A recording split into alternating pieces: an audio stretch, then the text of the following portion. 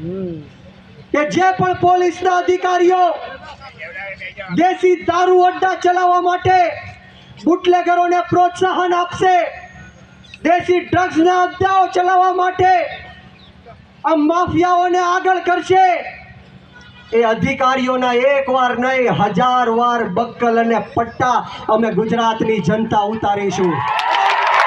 અને ભ્રષ્ટ અધિકારીઓ નહીં, પરંતુ હર્ષ સંઘવી જો અધિકારીઓને તમે છાવરવાનું કામ કરશો, તમે આ બુટલેગરોને છાવરવાનું કામ કરશો, તો આ ગુજરાતની જનતા અધિકારીઓની સાથે સાથે હર્ષ સંઘવીના પણ બક્કલ અને પટ્ટા ઉતરાવી દેવાનું કામ કરશે. યાદ રાખજો, આપણો ભારત દેશ સંવિધાનથી ચાલવા વાળો દેશ છે.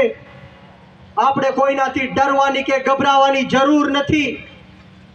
આમ આદમી પાર્ટી સમગ્ર ગુજરાતની અંદર નબળા, દબાયેલા, કચડાયેલા, પછાત, ગરીબ, અશિક્ષિત અને વ્યસનોથી ઘેરાયેલા તમામ સમાજ, જ્ઞાતિ અને ધર્મના લોકો સાથે ઊભી છે. ખેડૂતો સાથે ઊભી છે, યુવાનો સાથે, મહિલાઓ સાથે, રત્ન કલાકારો સાથે, પશુપાલકો સાથે, મજૂર વર્ગના લોકો સાથે ઊભી છે.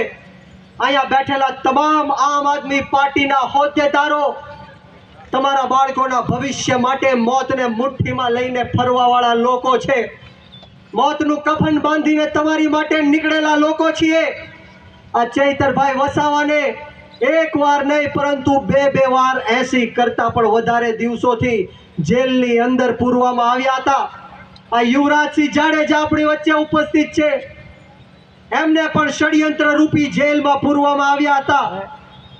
આ મહીસાગર જિલ્લાના બાબુભાઈને પણ આ વિસ્તારના ધારાસભ્યએ જેલમાં પૂરી દેવાનું કામ કર્યું હતું.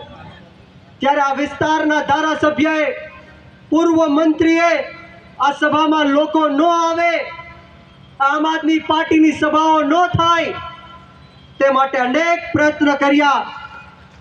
બધા લોકોને ધાક ધમકીઓ આપી, બધા લોકોને ખોટા કેસમાં સલવાડી દેશું, જેલમાં નખાવી દેશું, એવી ધાક ધમકીઓ પણ આપવામાં આવી.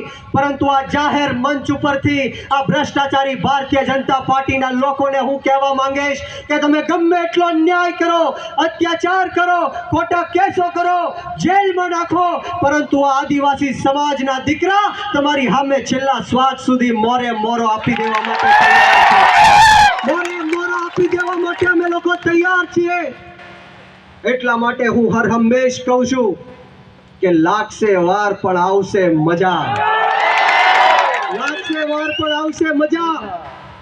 આમ આદમી પાર્ટી તમામ એવા અધિકારીઓનું લિસ્ટ બનાવી રહી છે અને 2027 પછી સત્તા પરિવર્તન થશે, આમ આદમી પાર્ટીની સરકાર આવશે, ત્યારે આ તમામ ભ્રષ્ટ નેતાઓને, અધિકારીઓને લોઢાના મેડલ આપવાનું કામ પણ આમ આદમી પાર્ટી કરશે. જે રીતના આપણે સૌએ જોયું કે બોટાદની અંદર જ્યારે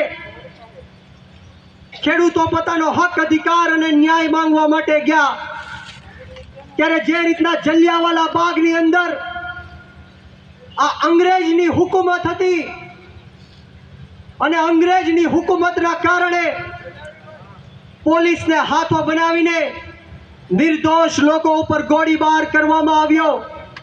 માતાઓ, બહેનો, વડીલો, બુજુર્ગો, નાના નાના ભૂલકાઓને